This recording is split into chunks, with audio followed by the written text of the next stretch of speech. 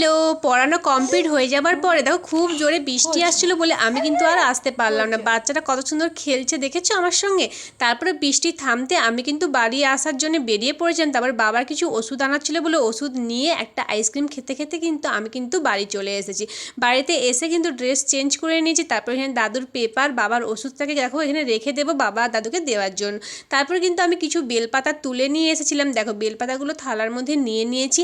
যেই তিনটে বেলপাতা আছে না ওগুলোকে বেছে আর যেই বেলপাতাগুলো ভালো না সেগুলো কিন্তু বাদ দিয়ে দেবো, এগুলো কিন্তু বাদ দিয়ে দেবো।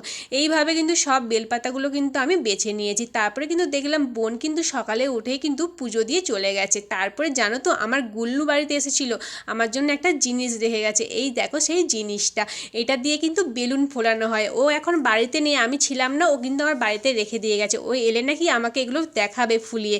তার জন্য ভাবলাম চলো আমি একটু ট্রাই করি। তার প্রথমে বেলুনটা কিন্তু একটু লিক ছিল বলে ফুললো না, তারপরে বেলুনটা দেখো কী সুন্দরভাবে ফুলছে। আমি তো খুবই খুশি হয়ে গেছি, ও আসুক তারপর নাকি আমাকে দেখাবে। তোমাদের এই বেলুন ফুলানোর যন্ত্রটা কেমন লাগছে অবশ্যই কিন্তু কমেন্ট করে জানিও। আর চ্যানেলে যদি নতুন হয়ে থাকলে অবশ্যই কিন্তু চ্যানেলটাকে সাবস্ক্রাইব